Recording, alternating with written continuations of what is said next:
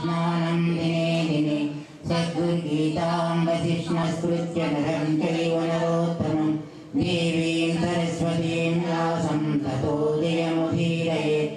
हरिः ॐ तत्सत्। ॐ अस्य श्रीमद्भगवद्गीताशास्त्रमालासरिकेतिकवचं कीर्तनं कदनं चक्रहस्तमित्यस्त्रम् अनादिमध्यां तमनन्तवीर्यमिति ध्यानं ज्ञानयज्ञेन भगवताराधनात् श्रीकृष्णपरमात्मप्रियब्रह्मणे नमः। तन्मे ब्रूहि सुनिश्चितं श्रीभगवानुवाच संन्यासकर्मयोगश्च श्रेयसकरावुभौ तयोस्तु कर्मसन्न्यासात् कर्मयोगो विशिष्यते। ज्ञेयस्य नित्यसन्न्यासी यो न द्वेष्टि न काङ्क्षति निर्बन्धो हि महाबाहो सुखं बन्धनमुच्यते।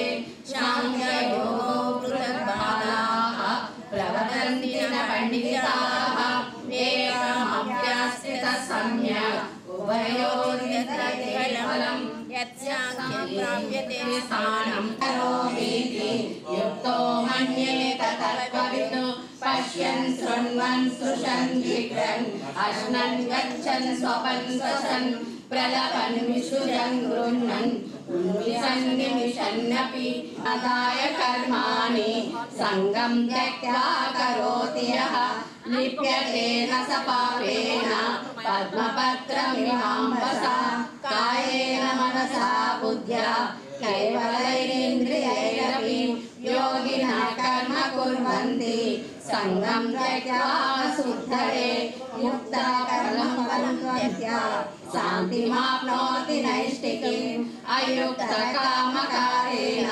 फले सक्तो निबध्यते सर्वकर्माणि मनसा सन्न्यास्यास्ते सममसि नवद्वारे पुरे देहि नैव कुर्वन्न कारयन् प्रवर्तते न दत्ते कस्यचित् पापं न चैव सकृतं विभुः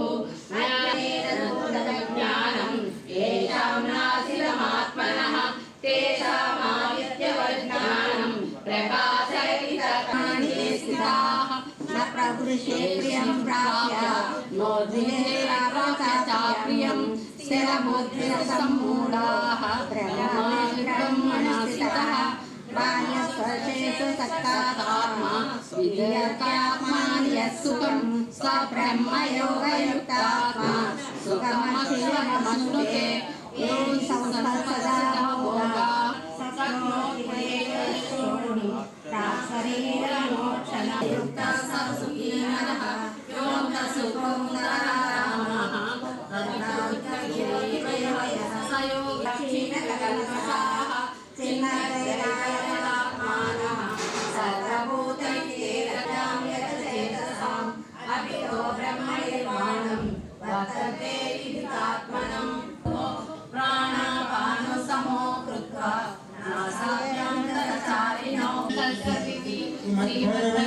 श्रीमद्भगवद्गीतासूपनिषत्सु ब्रह्मविद्यायां योगशास्त्रे षष्ठोऽध्यायः आत्मसंयमयोगः।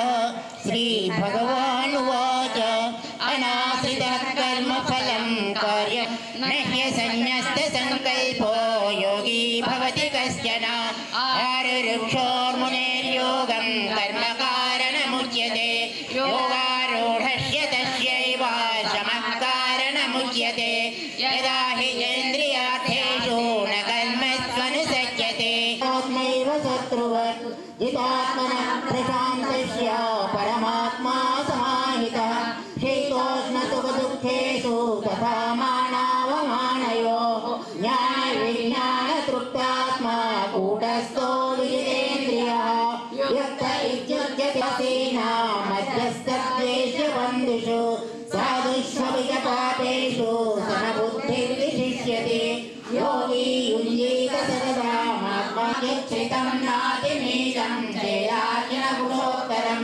तत्रैकाग्रं मनः कृत्वा यतचित्तेन्द्रियक्रियः उपविश्यासने युज्य भोगमात्मविषयं न चलं स्थिरः सम्प्रेक्ष्य नासिकाग्रं स्वं विसर्जानवलोकयन् स्थितः मनः संयम्य मच्चित्तो युक्त आसीत् मत्परः युञ्जन्नेवं सदात्मानं योगे नियतमानसः शान्तिं निर्वाणपरमां मनैव चार्जुन युक्ताहारविहारस्य युक्तचेष्टस्य कर्मसु युक्तस्वप्नावबोधस्य योगो भवति दुःखः यदा विनीतं चित्तमात्मन्येवावतिष्ठते निःस्पृहः सर्वकामेभ्यो युक्त इत्युच्यते तदा दीपो निवातस्थो निकटे सोपमा स्मृता योगिनो यतचित्तयो योगं योगसंहितं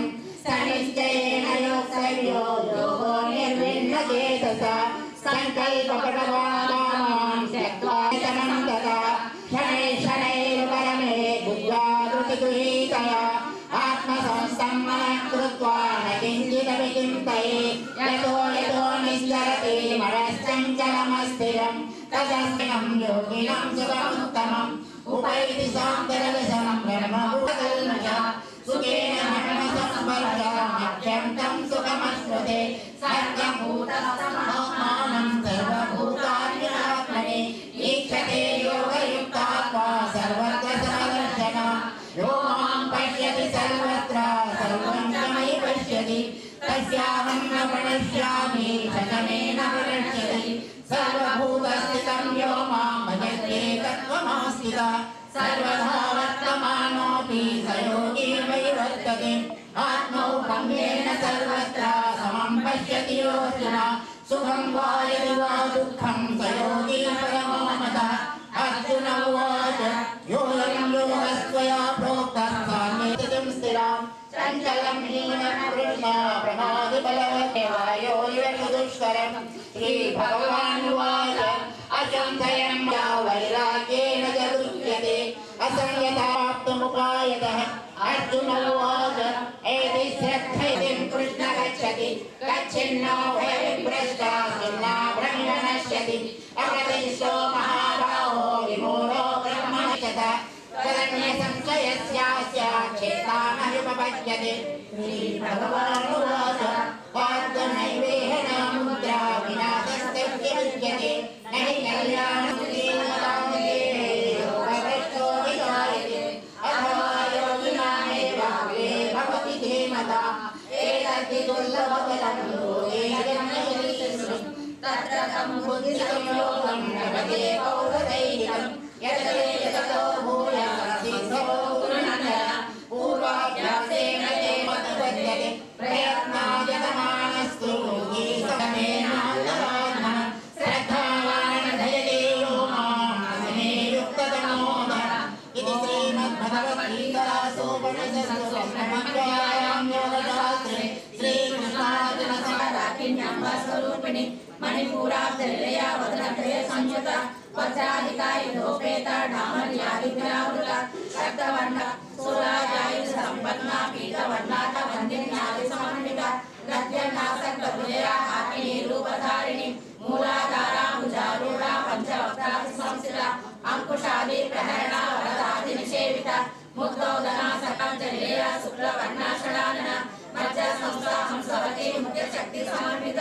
हरिद्राणैकरसिका हाकिनी रूपधारिणिक सर्वायुधाधर शुक्ला संस्थिता सर्वतोमुखी सर्वोदना प्रीतिचित्ता याज्ञिन्यम्बा स्वरूपिणी स्वाश्रवणकीर्तन कुलमदाजिता बन्धमोचनी बन्धुदानक विमर्शरूपिणी विद्या वेदादि जगत्सु सर्वव्याधिप्रशमनी सर्वमृत्युनिवारिणी अग्रगण्या चित्ररूपा कलिकल्मषनाशिनी कात्यायनी कालहन्त्री कमलाक्षी सेविता ताम्बूलपूरितमुखी लाडिमी कुसुमप्रभा गृहत्यादिवासनालभ्या महाप्रलय साक्षिणी पराशक्ति परानिष्ठा प्रज्ञानगणरूपिणी माद्वीपानालसम्मता मातृकावर्णरूपिणी महाकैलासनिलया मृणालामृतोदरा कामसेविता श्री षोडशाक्षरी विद्या त्रिकूटा कामकोटिका कटाक्षकिङ्करी भूत कमला कोटि सेविता स्थिरस्थिता चन्द्रनिभा पालस्थैन्द्रधनुप्रभा रुद्री दक्ष यज्ञानाशिनी दरादोलित दीर्घाक्षी दरभासोदरमुखी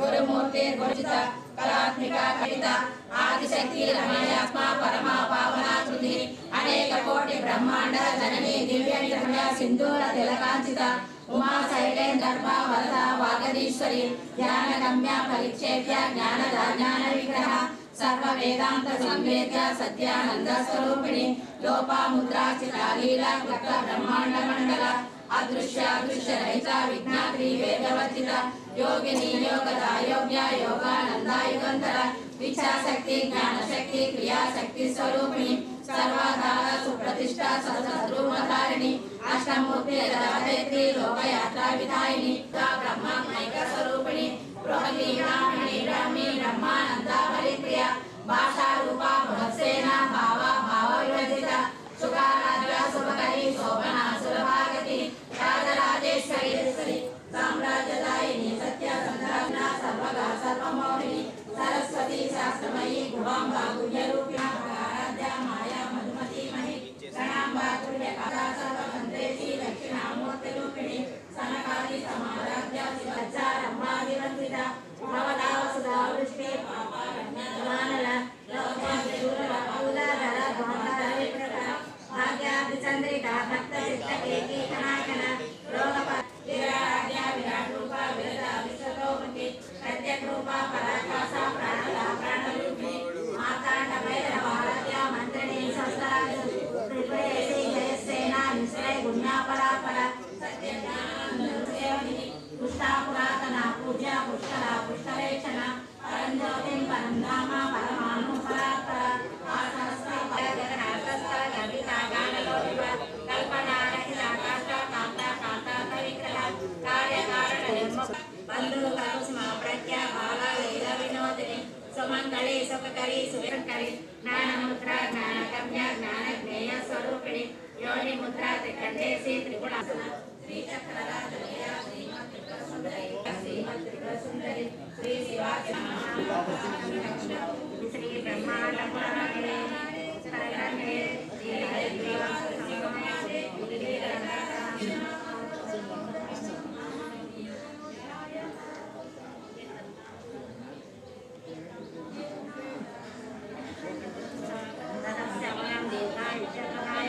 पुत्रप्रदं पुत्राणां पुत्रार्थप्रदायकं इदं विशेषदेव्यस्तोत्रं प्रीतिदायकं जपे नित्यं प्रयत्नेन रथं ततो गत्वा चक्रराजं समर्पये विद्यां जपे जन्ममध्ये सद्गुणापि यस्पते सर्वदेशेषु यस्मात्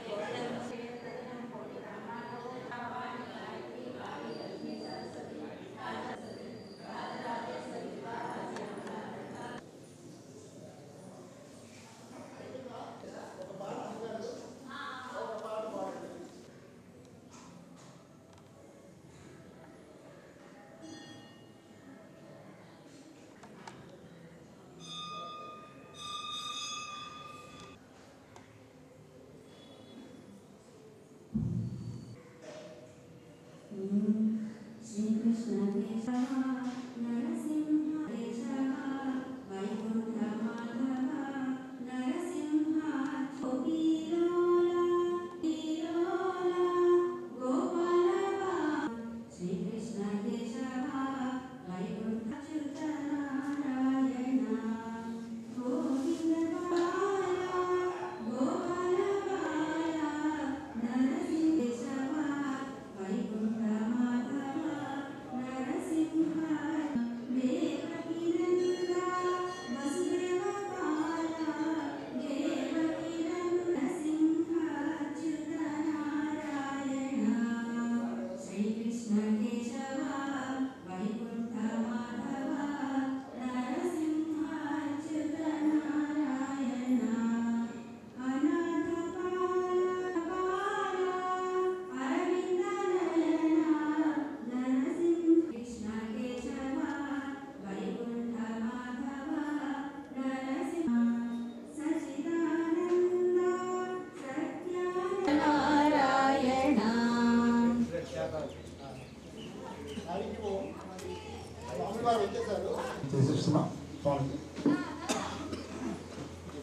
मुकुंद हरि नारायण हरि ओम वनमाली मुरलीधारी गोवर्धन गिरिवरधारी वनमाली मुरलीधारी गोवर्धन गिरिवरधारी वनमाली मुरलीधारी गोवर्धन गिरिवरधारी वनमाली मुरलीधारी गोवर्धन गिरिवरधारी नित नित कर माखन चोरी गोपी मनहारी नित नित कर माखन चोरी गोपी मनहारी आओ रे गाओ रे गोकुल के प्यारे आओ रे गाओ रे गोकुल के प्यारे आओ रे गाओ रे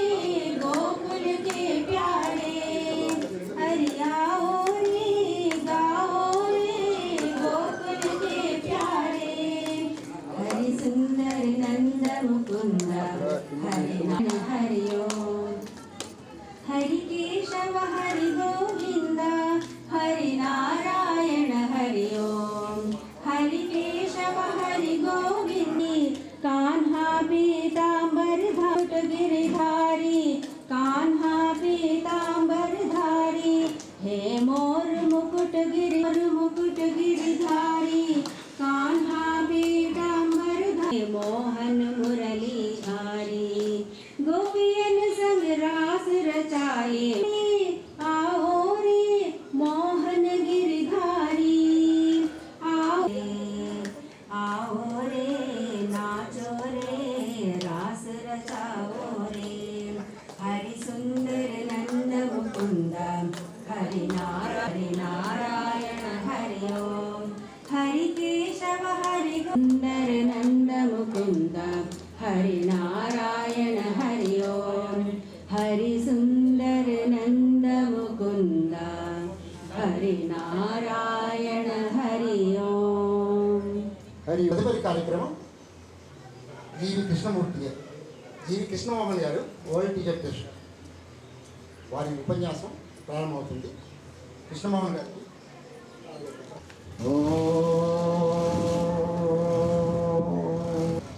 మనమంతా ఈ దినం సద్గురు శ్రీ మలయాళ స్వామి వారికి వారి పేరు మీద స్థాపించబడిన శ్రీ అసంగానంద ఆశ్రమ 90వ వార్షికోత్సవం సాంఘిక ఆధ్యాత్మిక రంగంలో చైతన్యం కలిగించిన మహానుభావులు. వారు తిరుమల భూగర్భమునందు 12 సంవత్సరముల 5 నెలల 13 రోజులు తపస్సు చేసి తదుపరి 1926 సంవత్సరంలో శ్రీ వ్యాసాశ్రమాన్ని ఏర్పేడు నందు ఆంధ్రదేశం ఏర్పేడు నందు స్థాపించారు. వారి యొక్క దీక్ష పొంది గురువర్యులైనటువంటి ఈ ఆశ్రమ సంస్థాపకులు సచ్చిదానంద యోగీశ్వరుల వారు అద్వైత సిద్ధాంత సాంప్రదాయ ప్రకారంగా ఈ యొక్క ఆశ్రమాన్ని 2/2/1935లో ప్రారంభించారు.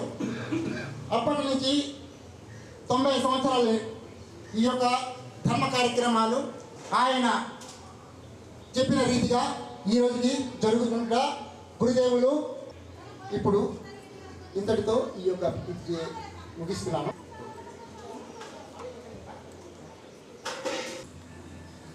సభలో ఉన్నటువంటి వారందరికీ గురుస్వరూపులైనటువంటి వారందరికీ సభపూర్వకంగా ప్రణామం చేస్తూ ఇవాళ అసంగానంద ఆశ్రమం లేక సీతారామ సేవా సమితి 90వ వార్షికోత్సవం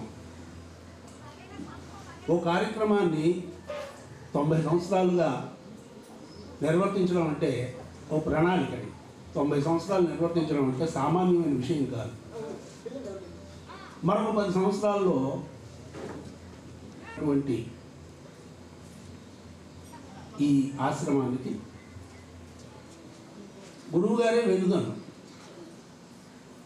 ఎందుకంటే గురుతత్వము భగవతత్వం కన్నా గొప్పదని చెప్తారు. దేవుణ్ణి ఎవరు చూపిస్తారు మనిషికి? గురువే. గురువు అనుగ్రహం ఉంటే దేవుడు కనిపిస్తాడు. అందుకు గురుతత్వము దేవుడి కన్నా కూడా గొప్పదని చెప్తారు. అటువంటి గురుతత్వాన్ని అనుసరించి సాధన చేస్తున్నటువంటి వీరందరికీ ఒకసారి శుభాభినందనలు తెలియజేసుకుంటున్నాను. దాదాపుగా ఒక 22 సంవత్సరాల క్రిందట వరుసగా 2-3 సంవత్సరాల పాటు ఈ వేదిక నుంచి ప్రసంగించేటటువంటి ఒక అవకాశాన్ని నాకు ఇచ్చారు. 65, 66, 67 వార్షికోత్సవాలు అనుకుంటాను. చాలా ప్రేమ. స్వయంగా వారు సత్యమూర్తి గారు మా ఇంటికి సైకిల్ మీద వచ్చి పిలిచేవారు. వారు పితృ సమానులు మాకు. అందుచేత వారి మీద ఉన్నటువంటి ఆదరంతో ఓ 2-3 సంవత్సరాల పాటు ఇక్కడ వచ్చి ఏదో తెలిసిందో తెలియదో చెప్పడం జరిగింది. ఈ సంవత్సరం మరలా ఇలా పిలవడం సంభవించింది.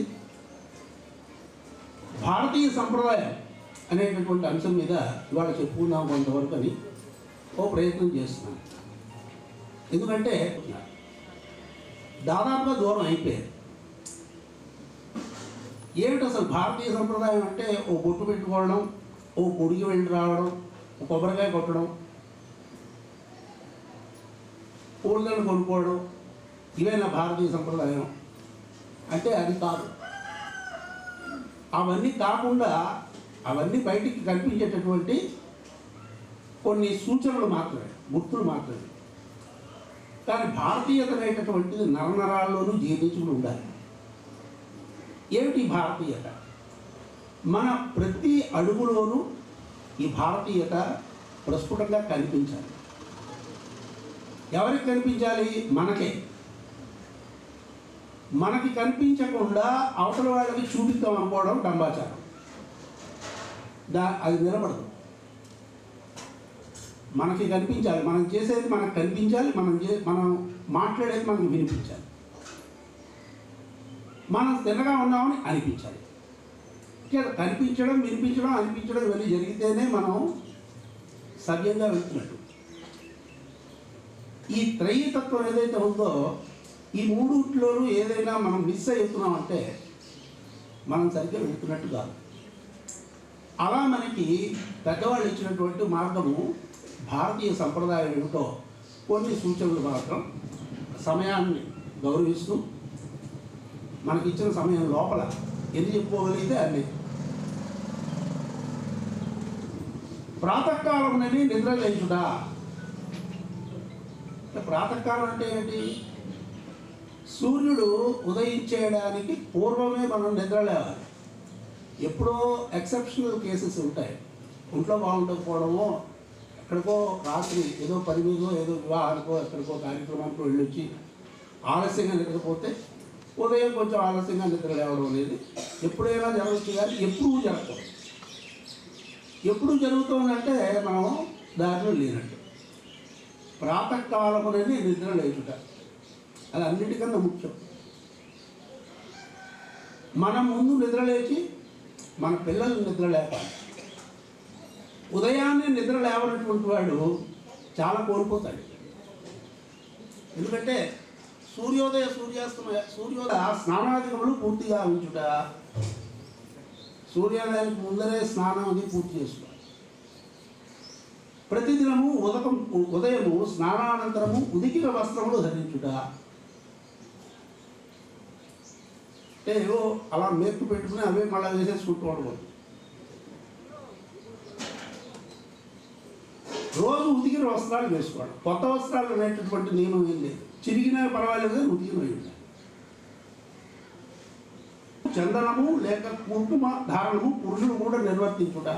ఆడవాళ్ళు ఎలాగ బొట్టు పెట్టుకుంటారు అంటే మనకి సంప్రదాయ సిద్ధంగా ఒక విధానాన్ని అనుసరించేటటువంటి స్త్రీల కోసం నేను చెప్తున్నాను.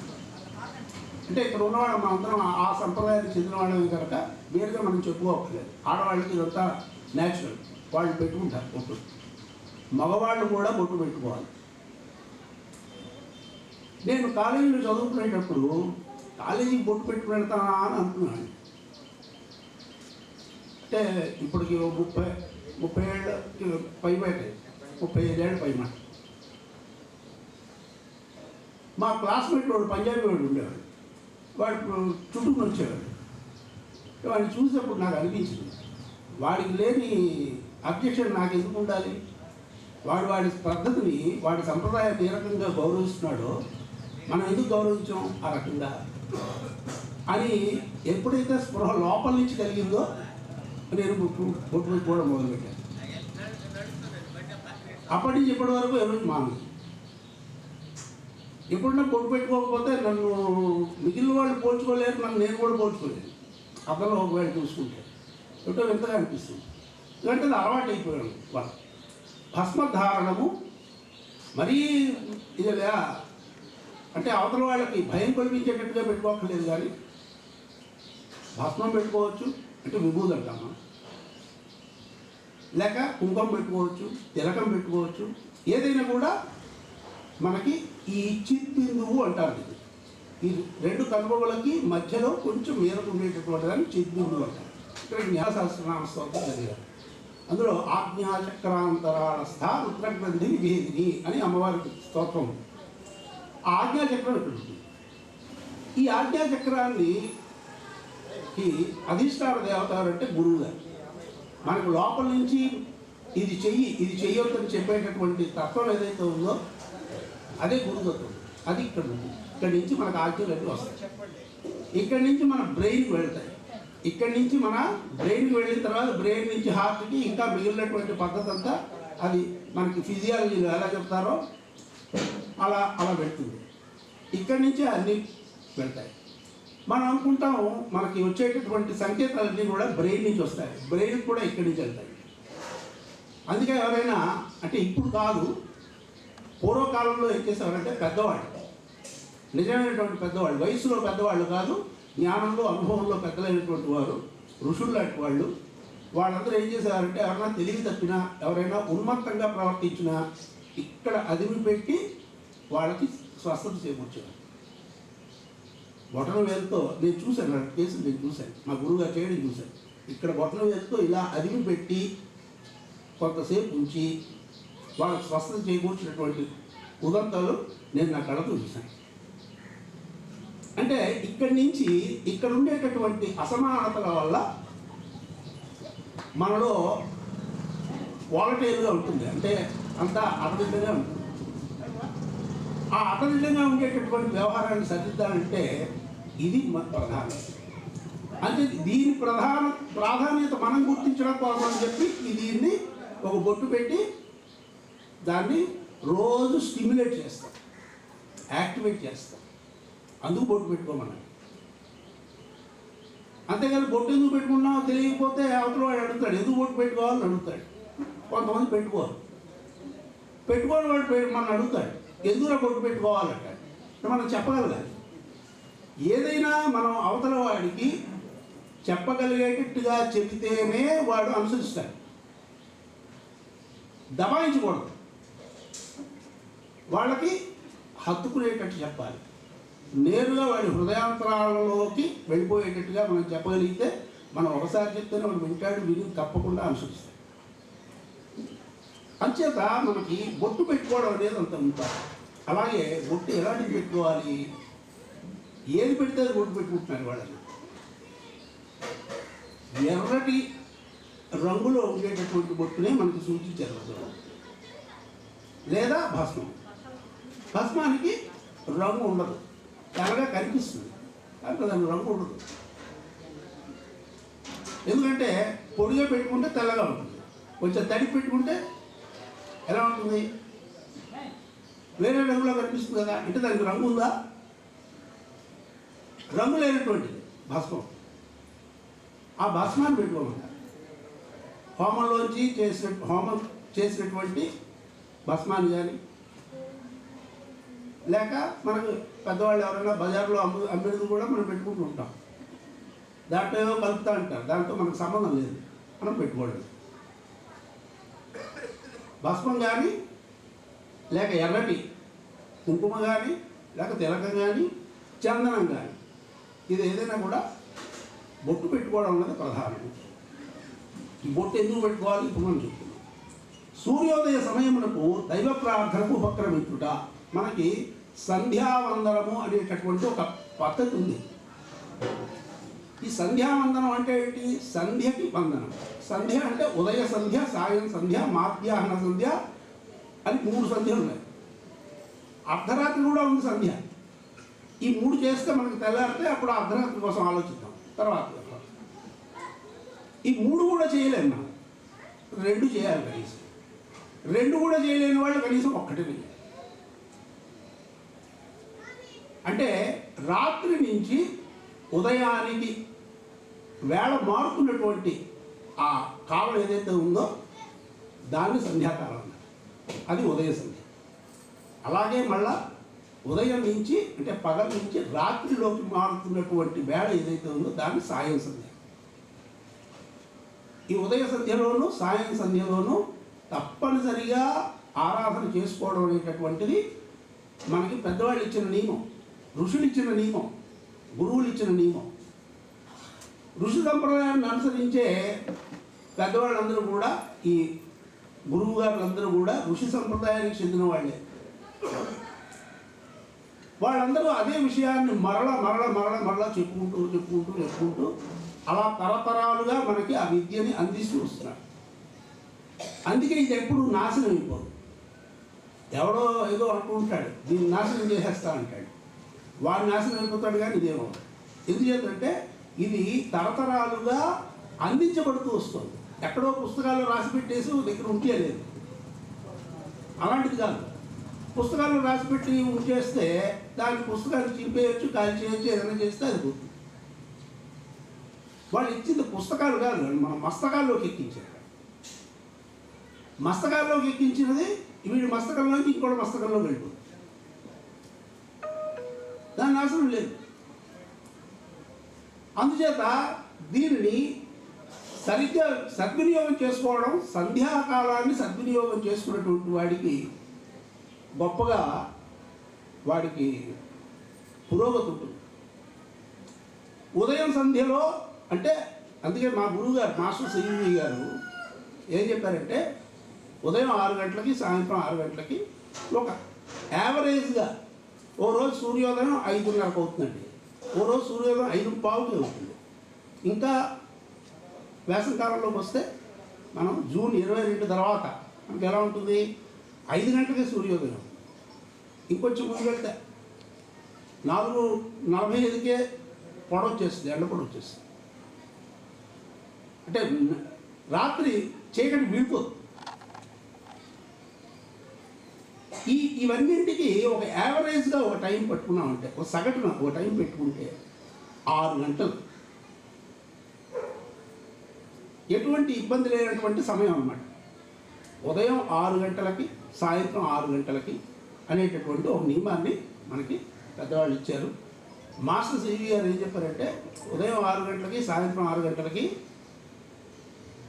నా పట్టణ దగ్గర కూర్చొని సాధన చేసుకోమని చెప్పారు. ఆయన అనుయాయులు ఎవరైనా చేయగలిగినటువంటిది, చేయవలసినటువంటిది ఏంటంటే సంధ్యోపాసన. 6 గంటలకు కూర్చుని ఓంకారం ఉచ్చరించి, ఇప్పుడు ఆయన మనకి గిరిగారు చెప్పారు ఓంకారం ఉచ్చరించండి అన్నారు. ఎందుచేత ఓంకారం అన్నింటికీ మూలం. ఓం అని మొదలు పెడతాం ఈ కార్యక్రమాలు. అంచేత ఓంకారంతో ప్రారంభించి మనం ముందుకి కొనసాగించడం అనేటటువంటి ఒక విధానాన్ని మనకి ఇచ్చారు. ఇలా 6 గంటలకల్లా ప్రార్థన, దైవ ప్రార్థన చేసుకోవడం అనేటటువంటిది చేయాలన్నారు. దైవారాధన ఉన్న గాయత్రి జపము గానము తప్పనిసరిగా జరుపుట. దైవారాధన చేసుకునేటప్పుడు గాయత్రి మంత్రాన్ని తప్పకుండా పఠనం చేయడం అనేటటువంటిది ఒక నియమం పెట్టుకోండి. మీకు చాలామందికి, అంటే మీకని కాదు, చాలామందికి ఉన్నటువంటి అపోహ ఏంటంటే మంత్రము ఉపదేశం పొందాలి కదండి, ఉపదేశం పొందకుండా ఈ మంత్రాన్ని ఎలా ఉచ్చరించేస్తామండి? పక్షులకు మంత్రాలు ఎవరు నేర్పారు? ఎవరినో ఉపదేశం ఇచ్చారా? నెమలి క్రయంకారం చేస్తుంది. ఎవరిచ్చారు? ఆ క్రయంకారం అనేటటువంటి ఆ అరుపులోంచి గొప్ప శబ్దాలు వచ్చాయని చెప్తారు. తిత్తిరి పిట్ట, తిత్తిరి పక్షి అంటారు దాన్ని. ఆ తిత్తిరి పిట్ట కక్కినటువంటి భాగాన్ని తైత్తరీయ ఉపనిషత్తు అని చెప్పారు. దానికి ఎవరిచ్చారు ఉపదేశం? ప్రకృతే. మనకు మంచి పని చేద్దామని అనిపించడమే మనకు మంత్రోపదేశం అండి. ఇప్పుడు మంత్రోపదేశం అవ్వదే మేము మంత్రం చేయమని కూర్చుంటే జీవితం గడిచిపోతుంది. అందులో వీడు ఏం చేయలేడు.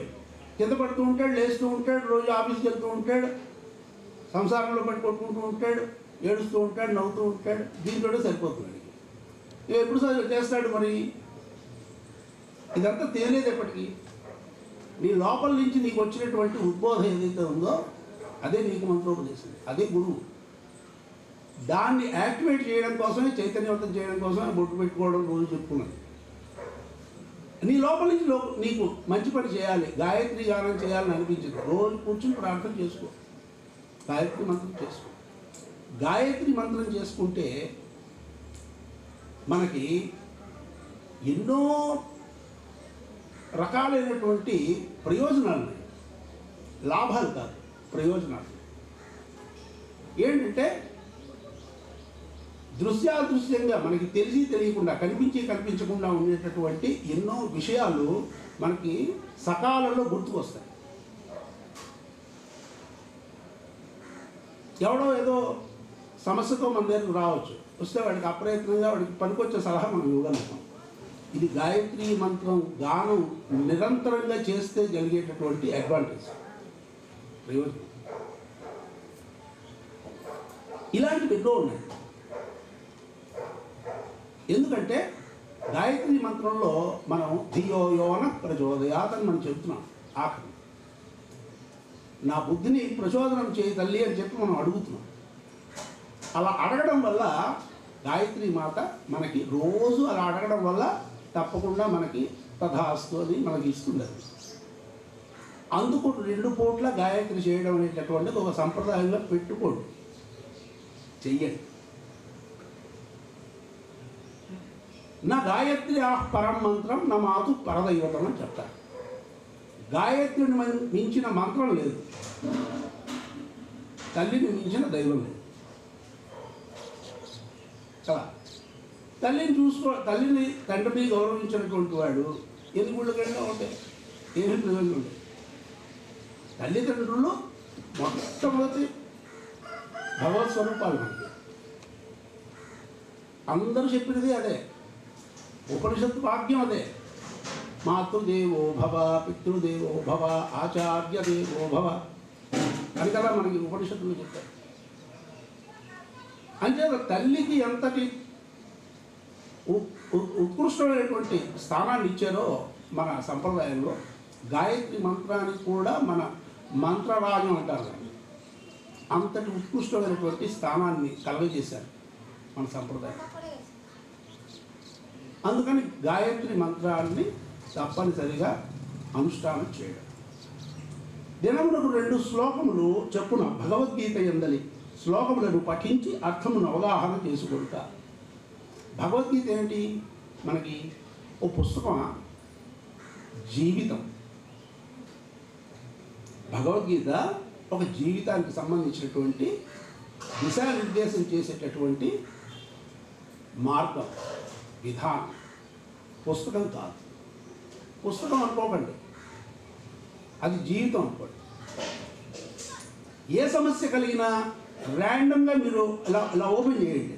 పెద్దవాళ్ళు రాసినటువంటి సుఖబ్రహ్మాశ్రమం వాళ్ళు ఇచ్చినటువంటి గీతామకరణం కానీ ఇంకోటి కానీ గీతకి ఇచ్చినటువంటి వ్యాఖ్యానాలు, పెద్దవాళ్ళు ఇచ్చినటువంటి వ్యాఖ్యానాలని ర్యాండమ్గా మీరు ఇలా తెరిస్తే మీకు ఏ పేజీ వస్తుందో ఆ పేజీని క్షుణ్ణంగా జాగ్రత్తగా 10 సార్లు 20 సార్లు 30 సార్లు చదువుకోండి. ఆ రోజు మీకు కలిగినటువంటి సమస్యకి తప్పనిసరిగా ఆన్సర్ దొరుకుతుంది. ఇది నేను ఛాలెంజ్ చేస్తున్నాను. అటువంటి జీవన విధానం మనకి భగవద్గీత. రోజుకు 2 శ్లోకాలు చదువుకోవడం ఏమిటి పంపములిపోయింది మనకి? అంత సమయం లేకుండా ఏమున్నాం? సమయం ఉండదండి, మనం చేసుకోవాలి. సమయం చేసుకుని సినిమాకి వెళ్తున్నావా? సమయం చేసుకుని పార్టీలకు వెళ్తున్నావా? సమయం చేసుకుని బజార్కి వెళ్తున్నావా? సమయం చేసుకుని పూజ ఎందుకు చేసుకోం? సమయం చేసుకుని ధ్యానం ఎందుకు చేసుకోం? అన్నమాచార్యులు గారు ఎంతో లోపల బాగా ఆయనకి బాధ కలిగి చెబుతాడు ఒక కీర్తనలో ఏంటంటే విడువను సుఖము, విడువను సంసార సుఖము, విడువను ఇంకా ఏవో అవన్నీ వదలను, విడిచెద సత్కార్యములు, విడిచెద వైరాగ్యములు, విడిచెద గురువును భక్తిని విష్ణుడని మాయ అని చెప్తాడు. ఎక్కడి మానుష జన్మం ఎత్తిన ఫలమే ఉన్నది, నిక్కము నిన్నే నమ్మి తిని చిత్తం బిగను అని చెప్పి సర్వసమర్పణ చేసుకున్నటువంటి ఆచార్యులు అన్నమాచార్యులు. ఆయన చెప్తాడు ఆ కీర్తనలో, ఇవన్నీ వదిలేస్తాను, మంచి విషయాలన్నీ వదిలేస్తాను, అక్కడ లేని పట్టుకు వెళ్ళాడతాను, ఇదంతా నీ మాయ కాకపోతే ఏమిటి స్వామి అంటాడు. మాయే కాకపోవచ్చు, అవ్వచ్చు, కాకపోవచ్చు, మనకు తెలియదు. కానీ మనం ఎంతవరకు బుద్ధిపూర్వకంగా వయసు వచ్చాక కూడా మనకు తెలియకపోతే ఎలా? వయస్సుతో పాటు బుద్ధి పెరుగుతుంది, బుద్ధితో పాటు మనం పెరగాలి. అలా పెరిగితే మనకు వచ్చేటటువంటి భావన ఏది చేయాలి, ఏది చేయకూడదు అనేటటువంటిదే మన యొక్క పరిణామం. అది తెలుస్తూ మనం పెడుతున్నామంటే పరిణామం చెందుతున్నట్టు. లేకపోతే ఒక జంతువుకి మనకి పెద్దగా ఏం వ్యత్యాసం ఉండదు. దానికి 4 కాళ్ళు, మనకి 2 కాళ్ళు అంతే తేడా. తీయకుండా శ్లోకాలు కేవలం మళ్ళీ వేసుకోవడం వల్ల ఏమీ లేదు. గృహమున రామాయణము, మహాభారతము, భాగవతము గ్రంథములు తప్పనిసరిగా ఉండవలేదు. ఇవన్నీ కనీసం ఇంట్లో ఉండాలి. రామాయణము, భాగవతము, భారతము ఇవి ఇంట్లో ఉండాలి.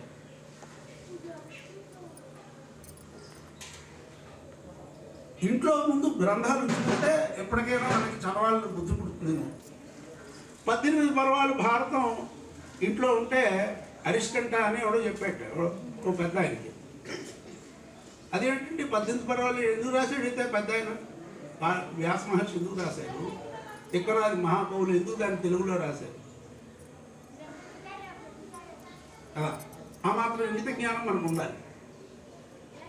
ఆయన ఏం చేశారు, పర్వం తీసుకుని వెళ్ళి ఎక్కడో గుళ్ళో పెట్టి వచ్చేసారు.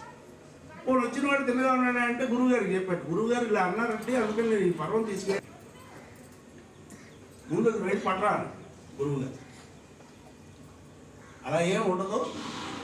అది లేకపోతే నీకు సంపూర్ణం కాదయ్యా. 18 పర్వాలు లేకపోతే ఎలా సంపూర్ణం ఎలా అయింది? సంపూర్ణం కాదు అది. అందుకని అన్ని పెట్టుకోవాలి ఇంట్లో అని చెప్పారు. ఇలాంటి అపోహలు చాలామంది చాలా రకాలుగా సృష్టిస్తూ ఉంటారు. వాటిని మనం విశ్వసించకూడదు. మనలో మనం తగ్గించుకుని ఆలోచించాలి. ఇందులో నిజమంట. సంవత్సరములకు ఒక మారైనను భరత భూమి అందలి ఒక పుణ్యక్షేత్రమును దర్శించి తీర్థస్నానము, దైవ దర్శనము గావించుట. సంవత్సరానికి ఒకే దగ్గర పెట్టుకుని, అంటే దక్షిణ యాత్ర అని అన్ని తిరిగి వచ్చేస్తామని పెట్టుకోకూడదు. అదేంటిది, ర్యాండమ్గా పొద్దున దిగాము, మధ్యాహ్నం ఎక్కేసాము, మళ్ళీ బండి, రాత్రి ఇంకో తీర్థానికి వెళ్ళిపోయాం. ఇది తినగా చోటు, అది తినగా చోటు. పురాణం ఏమిటో మనం అధ్యయనం చేయాలి. చేసుకుని వెళితే అక్కడ మనకి జరిగే దర్శనం వేరు. లేకపోతే మనకు వాడు వీడు చెప్పేదే బుర్ర ఉంటుంది, అసలు తత్వం బుర్రకిత. అందుకని అధ్యయనం సరిగ్గా చేసుకుని మనం వెళ్ళి అక్కడ సంవత్సరానికి ఒకే తీర్థం పెట్టుకోండి, ఒక దగ్గరికే వెళ్ళండి, అన్ని తీర్థాలు దర్శించుకుంటారు. స్నానం చేసి రండి, అక్కడ పుణ్యతీర్థాల్లో స్నానం చేసి దైవ దర్శనము గావించుట. ఇవన్నీ భారతీయత, ఇవన్నీ భారతీయ సంప్రదాయానికి సూత్రం. సద్గురువులను, పుణ్యపురుషులను, సాధువులను కోరి దర్శించి వారి ఆశీర్వచనములు పడయుట. గురువుగారి దగ్గరికి వెళ్ళి మనకి ఇన్విటేషన్ రాలేదంటే ఇంట్లో కూర్చోకూడదు. ఓ మహాపురుషుడు ఎవరైనా, ఓ మహాత్ముడు ఎవరైనా మన ఊరికి వచ్చారంటే, పూర్వం రాజులు ఆ ఊరికి రాజు, ఆ దేశానికి రాజు వెళ్ళి ఆ మహాత్ముడికి సాష్టాంగ నమస్కారం చేసి అర్ఘ్యపాద్యాలు ఇచ్చి ఆయన గౌరవించి దర్శనం చేసి వచ్చేవారు. మనం ఎంతండి, మనకున్న స్టేచర్ ఏంటి ఓ రాజుగారితో పోలిస్తే? ఏమీ కాదు. అంటే మనం ఏం చేయాలంటే పుణ్యపురుషులను, గురువులను, సద్గురువులను, సాధువులను కోరి దర్శించి వారి ఆశీర్వచనములు పడేవి. ఆ శ్రద్ధ ఉండాలి లోపల. మనం ఏం చేస్తామంటే గురువు గారులనే మనం వాళ్ళకు స్థాయి ఏర్పాటు చేసేస్తాం. ఈ గురువు ఎక్కువ అండి, ఈ గురువు తక్కువ అండి. అదేమిటిది? మొట్టమొదటి మనం చేసుకున్నటువంటి గురు ప్రార్థన ఏంటి? అఖండ మండలాకారం. అఖండ మండలాకారం వారు మన పరిమితికి అందేవారు కాదు గురువు గారు. గురువు అంటే ఏ గురువైనా అంతే, మనకంటే చాలా లక్షల కోట్ల రెట్లు పరిణామ స్థాయిలో మేలుకున్నటువంటి వారు. దైవ కర్మలను పితృకర్మలను శ్రద్ధతో నిర్వర్తించుట ఇది చాలా ముఖ్యం. దేవ పితృకార్యాభ్యాం న ప్రమదితవ్యం అని చెప్తోంది వేదము, ఉపనిషత్తు. అయితే పితృకార్యాలు చేయడం మానేస్తుంది. పితృకార్యం అంటే ఏంటి? ఆ తండ్రి గారో తల్లి గారో వెళ్ళిపోయినటువంటి తిథి గుర్తు పెట్టుకుని ఆ తిథి నాడు ఒక బ్రాహ్మణుడిలో ఒక అన్నార్థుడిలో మనం పిలిచి ఆయనకి ఏదో భోజనం ఏర్పాటు చేసి మనకు కలిగినంతగా మనం చేయాలి. ఇవాళ రేపు చాలామందికి అది కుదరట్లేదు, వదిలేస్తున్నారు. దానికి మళ్ళా రకరకాల భాష్యాలు చెబుతారు. ఇంట్లో పెళ్ళైతే 6 నెలల వరకు తద్దినం పెట్టుకోవద్దండి. ఎవరు చెప్పాడు? పనికిమాలిన సిద్ధాంతం. పనికిమాలిన సిద్ధాంతంలో నేను చెప్తాను, ఈ వేదిక మీద చెప్తున్నాను. గురువుగారు నాచే చెప్పిస్తున్నారు. తల్లిదండ్రులకి అన్నం పెట్టడానికి మీరు ఇవన్నీ చూసుకున్నారు అంటే మనం ఉన్న మార్గం పనికిమాలి. నో, మన గురువుగారు మనం క్షమించరు, అలా చేస్తారు. దేవకార్యములు మన ఇంట్లో శ్రద్ధతో, అంతే భక్తితో, అంతే శ్రద్ధతో నిర్వర్తించుకోవాలి. తప్పనిసరిగా నిర్వర్తించాలి.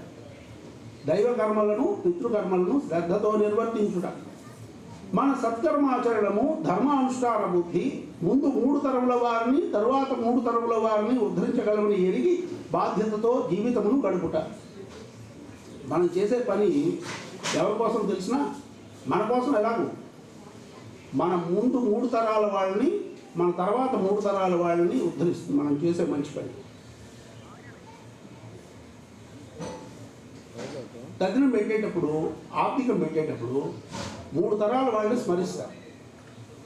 తండ్రి, తాత, ముత్తాత. ఆ 3 తరాల వాళ్ళని ఆవాహన చేసి అక్కడ వాళ్ళకి తర్పణాలు వదిలిస్తారు. ఆర్థికం నిర్వర్తించడం. ఆ 3 తరాలు వీడు 4వ తరం చేస్తున్నవాడు కర్త. ఈ 4 తరాల వాళ్ళు చేసేటటువంటి ఈ కార్యక్రమం వల్ల వీటి తర్వాత 3 తరాల వాళ్ళు బాగుపడతారు. తథ్యం ఇది. ఏంటైతే పితృకార్యములు శ్రద్ధతో నిర్వర్తింపబడతాయో, పితృదేవతల ఆశీర్వచనం పరిపూర్ణంగా ఉంటుందో ఆ ఇల్లు వర్ధిల్లుతుంది. పితృదేవతల్ని సంతృప్తిపరచాలి.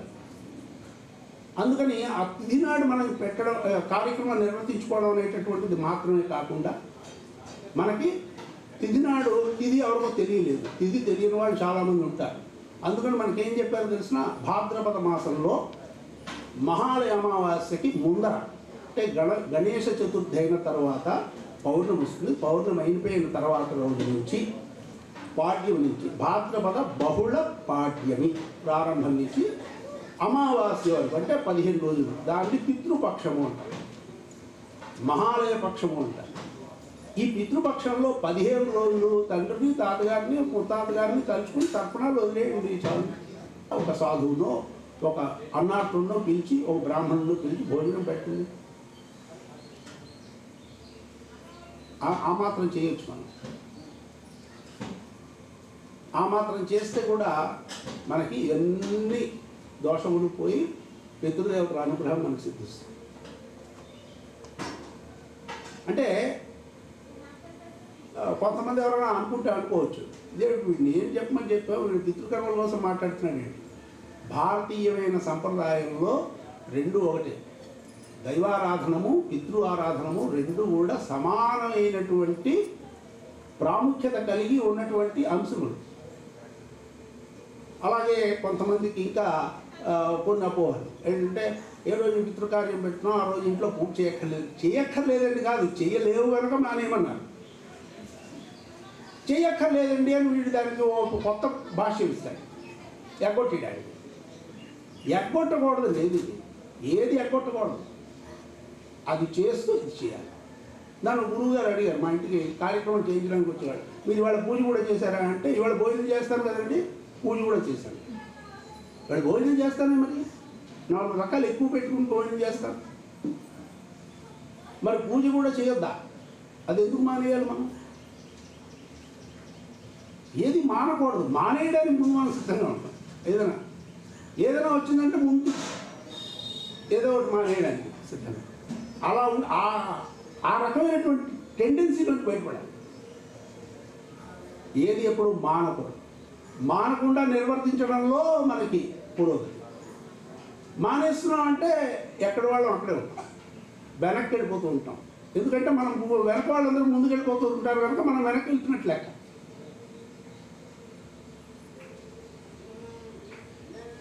వృక్ష జాతికి, జంతు జాతికి, పక్షి జాతికి, నాకు ఇచ్చిన టైం అయిపోయినట్టుంది, ఆపేస్తాను, ఇంకొక 2 నిమిషాల్లో ఆపేస్తాను. వృక్ష జాతికి, జంతు జాతికి, పక్షి జాతికి, మానవ జాతికి ఇతోధికముగా సేవ గావించుట. సేవ అంటే మనం ముందు ఫోటోలు తీయించుకుని సేవ చేయడం, ఫోటో తీస్తున్నాడా లేదా, ఫోటోలో మనం పడుతున్నామా లేదా, ఇవన్నీ ఓకే, బాగానే ఉంది. వృక్ష జాతికి అంటే ఇంట్లో మొక్కల్ని పెంచడం, ఆ వృక్ష జాతికి సేవ చేయడం, వాటి ఆకులు అలమలు తింటున్నాం మనం, అది వదిలేటటువంటి ఆక్సిజన్ మనం పీలుస్తున్నాం, మనం బతుకుతున్నాం. అన్ని వృక్షాలు వదిలేటటువంటిది ఆక్సిజనే, రాత్రి తప్ప. రాత్రి కూడా ఆక్సిజన్ వదిలేటటువంటి కొన్ని వృక్షాలు ఉన్నాయి, దేవతా వృక్షం, వేప చెట్టు అలాంటివి. 24 hours ఇన్సిడెంట్ ఆక్సిజన్ సప్లై. ఒక్క వేప చెట్టు వేసుకోండి ఇంట్లో కదా, అది మనకి నిరంతరంగా ఇస్తూ ఉంటుంది ఆక్సిజన్. దానికి మనం ఎంత సేవ చేయాలి? మన జీవితాన్ని నడిపిస్తుంది కదా. వృక్ష జాతికి సేవ చేయాలి, జంతు జాతికి సేవ చేయాలి. పాలు ఇస్తుంది పొద్దున్నే ఆవు, ఆ పాలను మనం కాఫీ కలుపులు, టీ కలుపులు తాగుతూ మొదలు పెడతాం దినచర్యలు. దానికి మనం రుణపడి ఉండాలి, సేవ చేయాలి. కేవలంగా ఉత్పత్తులు తీసుకుంటాం, సేవ చేయమండి అంటే కుదరదు. సేవ చేసి ఉత్పత్తి తీసుకోవడం వల్ల నీకు సంఘం అంటదు. అసంగం అంటే అది. అంతేగాని నువ్వు కేవలంగా అట్నుంచి తీసుకుంటాను ఇట్టించేవేమో అంటే అది అసంగం కాదు, సంఘం అంటుకుంటుంది. అలాగే పక్షి జాతికి, మానవ జాతికి, పక్షులకి రోజు ఒక అన్నం పిడచ బయట పెట్టమన్నారు తాకికి. ఒక తాకి కానీ మనం పెట్టేటటువంటి అన్నాన్ని స్వీకరించిందంటే ఆ తాకి రూపంలో మనకి పితృదేవతలు వచ్చి మనల్ని అనుగ్రహించినట్లు లెక్క. ఇది మనకి చెప్పినటువంటి. అందుకు జంతు జాతికి, పక్షి జాతికి, వృక్ష జాతికి, మానవ జాతికి, మానవులు మన తోటి మానవుల్ని మనలాగా ప్రయత్నించాలి. వాళ్ళకి ఏమైనా అవసరమైతే మనం చేయగలిగితే చేయగలిగినట్టు సేవ చేయగలం. వారమునకు ఒక మారు కనీసము ఒక పేదవానికి భోజన సదుపాయం కల్పించుట. వారానికి ఒక్కసారి ఒక్క భోజన ఒక మనిషికి భోజనం పెట్టాలి, చేయగలం కదా. ఇలాగ మనకి ఎన్నో సూత్రాలు భారతీయ సంప్రదాయం అనేటటువంటి చిన్న పుస్తకంగా పాకెట్స్ అని పుస్తకం పాకెట్లో పెట్టి వచ్చామంటే ఇచ్చారు. వీటిని మనం నిత్య జీవితంలోకి అన్వయించుకుంటాం. నిత్య జీవితంలో వీటిని మనసా వాచా కర్మణ అనుష్ఠానం చేస్తూ జీవితాన్ని పండించుకుంటే మనకి పురోగతి. లేకపోతే ఎక్కడున్న 3 మంది మనుషుల్లో మనం కూడా ఒకడం. ఏమి పెద్ద వాడికి మనకి ఏం డిఫరెన్స్ ఉండదు. అంచేత ఒక మార్పుతో జీవితాన్ని జీవించడానికి ప్రయత్నం చేస్తూ మనం పురోగమించడానికి ప్రయత్నం చేద్దాం. స్వస్తి స్వస్తి ప్రియాభ్య పరిపాలయం తాం న్యాయేన మార్గేణ మహీమహీషా ఓ బ్రాహ్మణేభ్య శుభమస్తు నిత్యం లోకా సమస్తా సుఖశాంతి. మనకి దైనందిక జీవితంలో, నిత్య జీవితంలో కావాల్సినవన్నీ చాలా చక్కగా మీరు అందరికీ తెలియపరిచారు. చాలా సంతోషం. ఇదే విధంగా మాకు ప్రతి సంవత్సరం అవసరం ఉంటుంది ఈ తాలూకా ఉపన్యాసం. అది చెప్పండి. జ్యోతి జ్యోతి జ్యోతి ఆత్మజ్యోతి మనోజ్యోతి ఓం ఆత్మజ్యోతి మనోజ్యోతి జ్యోతిశ్చక్షుస్వ పశ్యతి तवाभ्याभ्यन्तरज्योतिसहज्योतिशिवमुच्यते हरि ओम तत्सत्। ओम श्री जगद्गुरु शंकर भगवत्पादुकु ओम श्री असंगानंद महर्षुकु ओम श्री सच्चिदानंद योगीश्वरुकु ओम भक्तु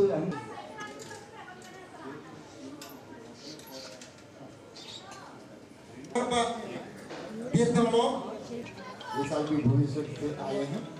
ये आश्रम का हमारा मुख्य ये है, इनका इसे हम लोग आज मार्गदर्शन में अभी हम लोग आगे बढ़े। अभी ఇప్పుడు శశికుమార్ గారికి కోరుతున్నాను, అందరూ ఓంకారం చెప్పండి।